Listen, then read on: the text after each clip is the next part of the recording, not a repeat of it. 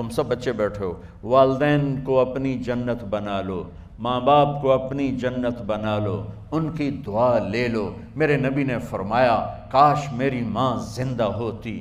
ماں کا خاص طور پر منشن کیا، میری ماں کیوں کہ باپ کو تو دیکھا ہی نہیں، اور ماں کو دیکھا ہے 6 سال۔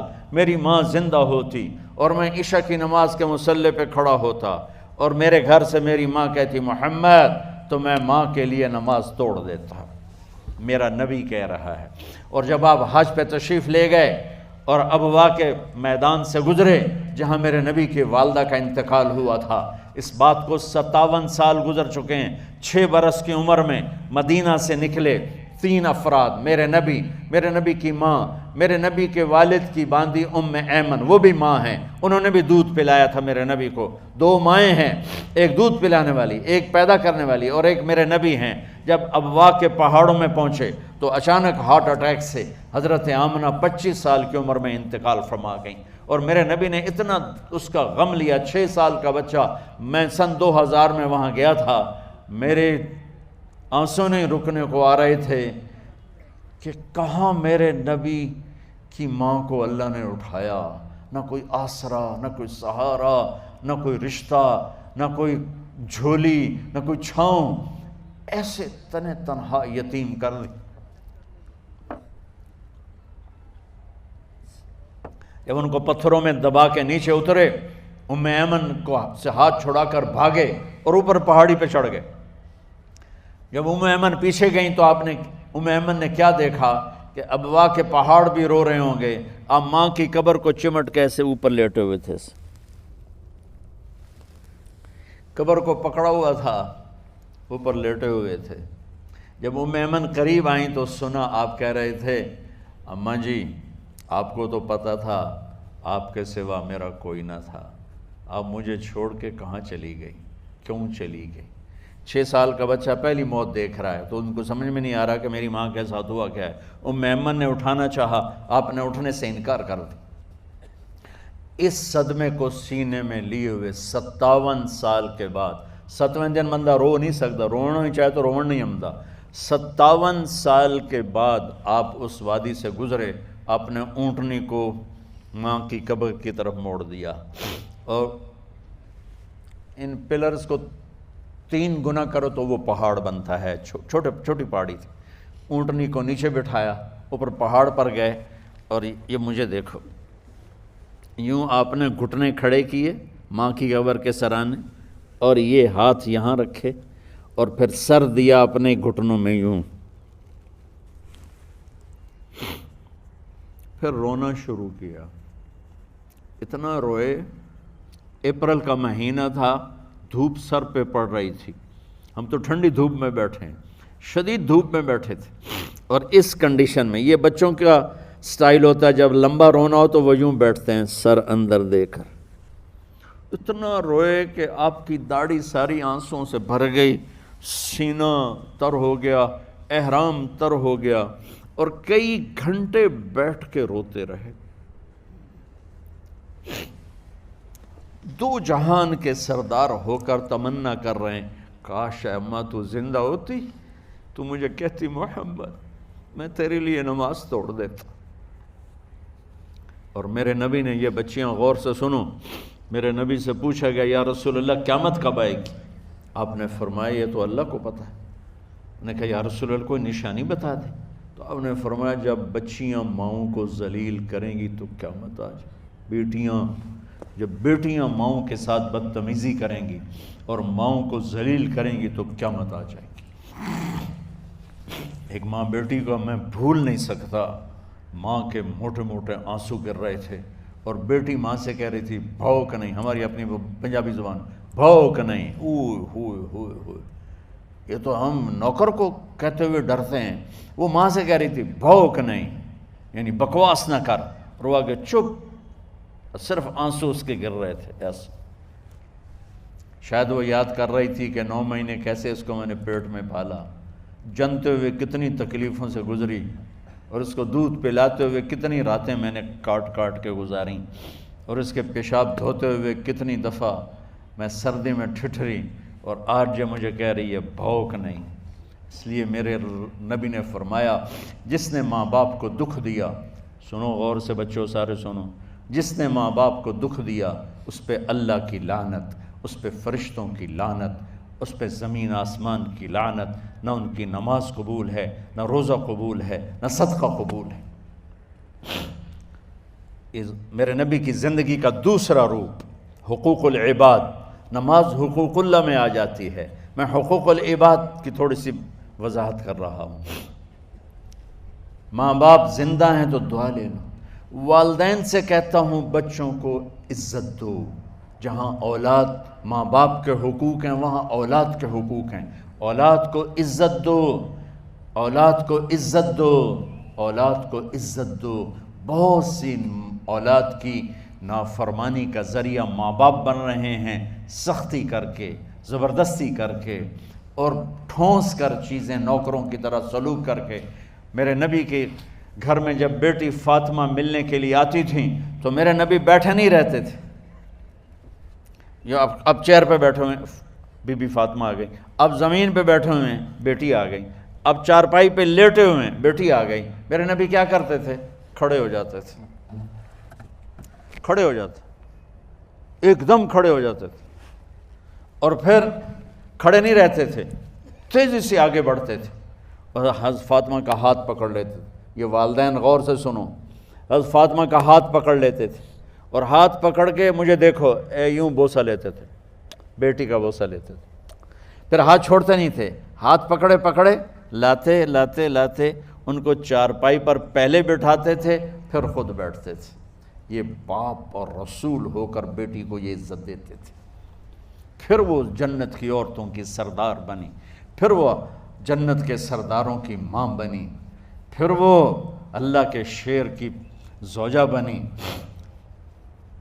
تو والدین سے کہتا ہوں کہ اپنے بچوں کو عزت دو، عزت دو، عزت دو، عزت دو۔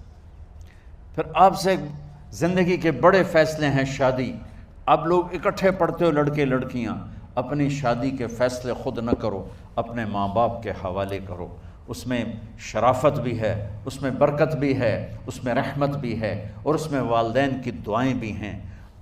کورٹ میرج کو ہوا نہ دو، boyfriend girlfriend culture ہمارا نہیں ہے۔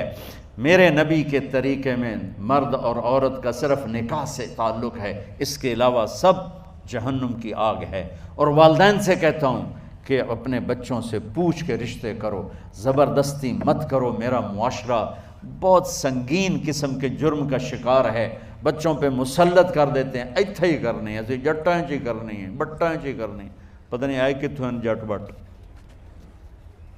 چلو تم ناراض نہ ہو، راجپوتائیں چی کرنی، میں راجپوت ہوں، میں اپنی قوم کو بھی رگڑ دیتا ہوں، راجپوتائیں چی کرنی، اگاں کرنی ہی کوئی نہیں۔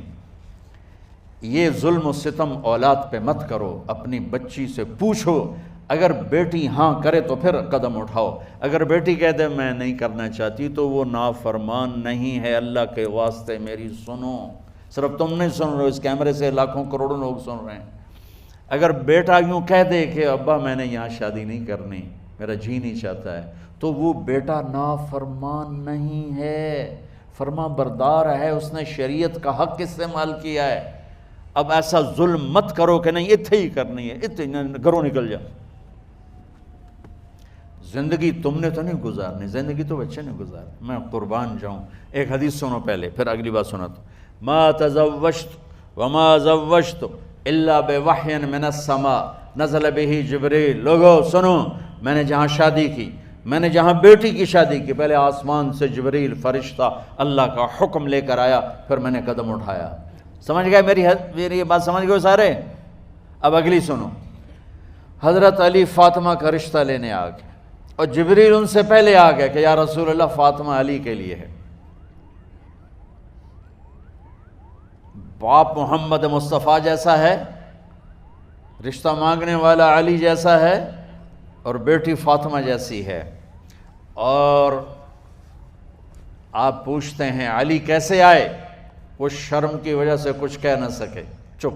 آپ کو تو پتہ تھا، آپ نے فرمایا فاطمہ کے رشتے کے لیے آئے ہو؟ کہا جی۔ تو جبریل تنال بیٹھا ہوا ہے کہ یا رسول اللہ اتھے ہی کرنا ہے، آپ نے ہاں نہیں کی، آپ نے کہا انشاءاللہ، اور یہ کہہ کر اٹھ گئے۔ انشاءاللہ نبی کا ہاں ہی ہوتا ہے، لیکن جبریل کے آنے کے باوجود اور اللہ کے کہنے کے باوجود میرے نبی کو بھی پتہ ہے کہ یہ رشتہ یہاں کاتب تقدیر نے لکھ دیا ہے، لیکن امت کو سبق سکھانے کے لیے آپ گھر تشریف لے گئے۔ بیٹی فاطمہ کہ جی یا رسول اللہ، کہا علی کا رشتہ آیا ہے، میں ہاں کر دوں؟ سبحان اللہ۔ میں اپنے دیہاتی بچیوں پہ مجھے رونا آ گیا کہ جنہیں پتہ ہی نہیں ہوتا سانو کہیں نال بندے پہ جانور ہے یا انسان ہے۔ علی جیسا داماد، چلو علی کو چھوڑو، فاطمہ کو چھوڑو، جبریل آیا بیٹھا ہے، جبریل آیا بیٹھا ہے۔ اس کے بعد فاطمہ سے پوچھنے کی کیا بات؟ جبریل آ کر کہہ رہا یا رسول اللہ، اللہ کہہ رہا ہے فاطمہ علی کے لیے ہے اور علی فاطمہ کے لیے ہے، اور پھر آپ کہتے ہیں بیٹی فاطمہ ہاں کر دو۔ ہماری تو آج کی بیٹیاں انکار نہیں کرتی، چپ کر کے گاں ماش طرح بن چھڑ دین کلے نال۔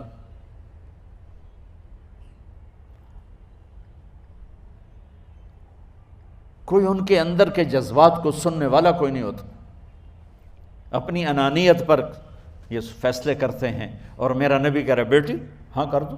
سبحان اللہ۔ آپ کا کیا خیال ہے فاطمہ نے انکار کرنا تھا؟ یہ تو یہ بیٹیاں نہیں انکار کرتی تو فاطمہ نے کہاں کرنا تھا؟ لیکن یہ سبق دینا تھا ان والدین کو جو نادانی میں نادانی کے فیصلے کر کے اولاد کو ہمیشہ ایک ٹھنڈی آگ میں دھکا دے دیتے ہیں۔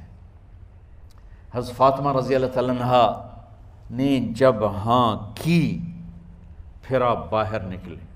اچھا مزے کا واقعہ ہو، حضرت علی اٹھ کے باہر نکلے تو صحابہ باہر کھڑے انتظار کر رہے تھے کہ کیا ہوا۔ حضرت علی کو بھیجنے والے تھے عبد الرحمن بن عوف، پہلے ابو بکر گئے تو آپ نے انکار کر دیا، عمر گئے رشتہ مانگا، آپ نے انکار کر دیا۔ عبد الرحمن بن عوف نے علی سے کہا آپ جائیں، آپ کا رشتہ رد نہیں ہوگا۔ کہنے لگے میرا تو ذاتی گھر بھی کوئی نہیں، مجھے کہاں سے رشتہ ملے گا، میں تو بالکل غریب ہوں۔ کہا نہیں تم جاؤ۔ تو واپس آتے انہوں نے عبد الرحمن بن عوف پہ چڑھائی کر دی، ویکھیا ہے نا تو مینوں گلے آئی، انکار ہو گیا۔ تو صحابہ نے پوچھا کیا ہوا؟ کہا کچھ کہا ہی نہیں، چپ کر کے اٹھ گئے۔ تو عبد الرحمن بن عوف کہنے لگے کچھ بولے صحیح، کہ بس اتنا کہا انشاءاللہ کا تو مبارک ہو، نبی کا انشاءاللہ ہاں ہوتا ہے۔ کہا اچھا، تو اتنے میں آپ باہر تشریف لے۔ کہا علی، کہا جی، کہا لو بلاؤ، لوگوں کو بلاؤ۔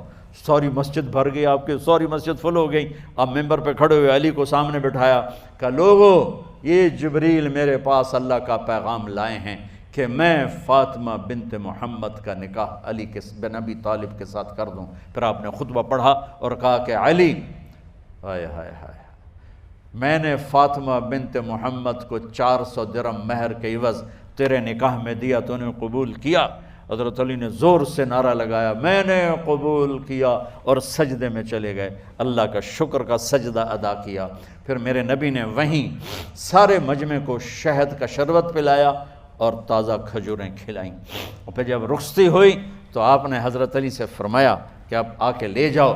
پھر آپ نے حضرت ام سلمہ، حضرت حفصہ اور جناب حضرت عائشہ رضی اللہ تعالیٰ عنہ، ان تینوں کو بلا کر فرمایا تمہیں پتہ ہے نا مجھے فاطمہ سے کتنا پیار ہے، تو تم فاطمہ کو دلہن بناؤ، اس کی تیاری کرواؤ، اسے دلہن بناؤ۔ تو ان تینوں نے حضرت فاطمہ کو دلہن بنایا۔ پھر آپ نے حضرت علی کو پیغام بھجوایا، وہ تشریف لائے، اپنی اونٹنی لے کر آئے، حضرت عقیل ساتھ ہے، سلمان فارسی ساتھ ہے، اور دروازے پر اونٹنی بٹھائی، آپ علی کو اندر لے گئے اور یوں فاطمہ کا ہاتھ پکڑ کے علی کے ہاتھ میں دے کر فرمایا علی تمہیں نبی کی بیٹی مبارک۔ سبحان۔ پھر آپ نے کہا میری بیٹی فاطمہ، مجھے اپنے خاندان میں جو